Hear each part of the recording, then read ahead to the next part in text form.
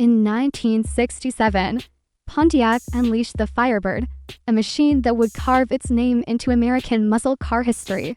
Born to battle the Mustang and Camaro, the Firebird offered a bold design, roaring V8 engines, and a personality that stood apart. By 1969, the Trans Am stormed the scene, adding motorsport-inspired performance that made it unforgettable. Over the next decade, the Firebird evolved through highs and lows, from the golden muscle era to the struggles of emissions laws, all crises, and changing consumer demands. Yet, it refused to fade, instead finding immortality through movies, pop culture, and true gearhead passion. This is the complete journey of the Pontiac Firebird and Trans Am from 1967 to 1981. The late 1960s were a battlefield for American muscle cars. Ford had already found success with the Mustang, Chevrolet countered with the Camaro, and Pontiac, already famous for the GTO, decided it needed its own entry. In 1967, Pontiac introduced the Firebird, a car that instantly caught attention with its aggressive lines and multiple engine choices. The debut of 1967 Firebird. The 1967 Firebird was based on the Chevrolet Camaro platform, but Pontiac engineers added their own flavor. The split front grille, pointed nose, and signature styling details made it stand out. Buyers could choose everything from an inline-6 to V8 South, with a powerful 400 cubic inch engine leading the pack. It was clear from day one that the Firebird wasn't just a copy, it had its own identity. 1968 refinements. For 1968, Pontiac gave the Firebird subtle improvements. Vent windows were removed, safety features were added, and engine performance expanded. The 400 Ho and Ram Air versions gave enthusiasts more speed and power, cementing the Firebird as a true rival to the Mustang. 1969. The Trans Am is born. 1969 was a turning point.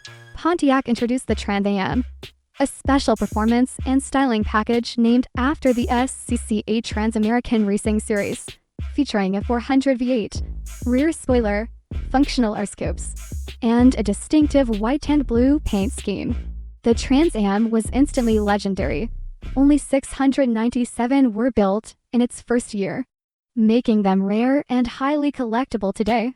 1970 to 1972, second generation takes flight. In 1970, Pontiac unveiled the second-generation Firebird with a sleeker, more aerodynamic design, longer, lower, and more aggressive. The new Firebird came in multiple trims: the base Firebird, Firebird Esprit, Firebird Formula, and the mighty Trans Am. Firebird Esprit catered to buyers wanting luxury.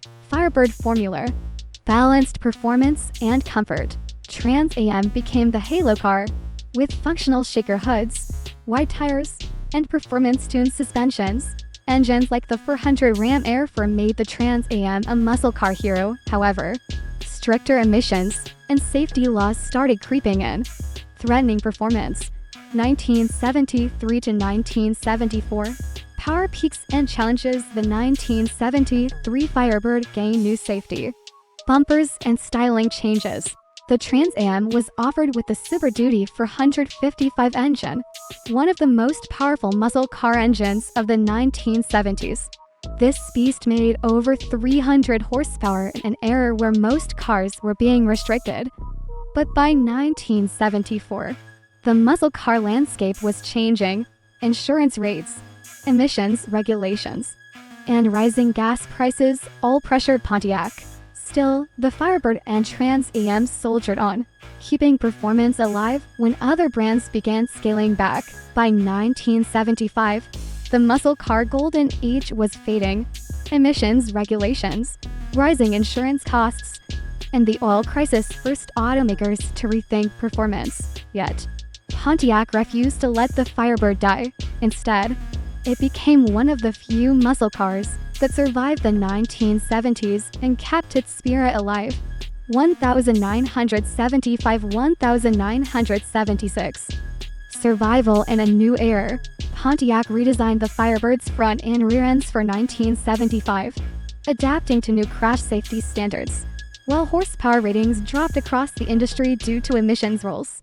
The Firebird still offered strong VE options. Enthusiasts appreciated that the Trans Am remained a performance car when others had lost their edge. In 1976, Pontiac celebrated the Trans Am's 10th anniversary. Special styling touches and limited editions kept excitement high. Sales actually began to rise, proving there was still a market for performance cars. 1977. Hollywood stardom. 1977 was the year the Firebird became a pop culture icon, thanks to the hit film Smokey and the Bandit. The black and gold Trans Am became a legend, starring alongside Burt Reynolds. The Trans Am wasn't just a car, it was a star. Overnight, demand for Trans Am skyrocketed. Sales nearly doubled, making 1977 one of Pontiac's most successful years ever. The 1977 model also introduced quad, square headlights and minor updates that kept the design fresh. Even with reduced horsepower, the Trans Am's looks, handling, and personality made it the muscle car to own. 1979. Peak popularity. By 1978, the Firebird had become Pontiac's best-selling model. The special edition Trans Am with its gold screaming chicken hood decal became one of the most recognizable cars of the decade.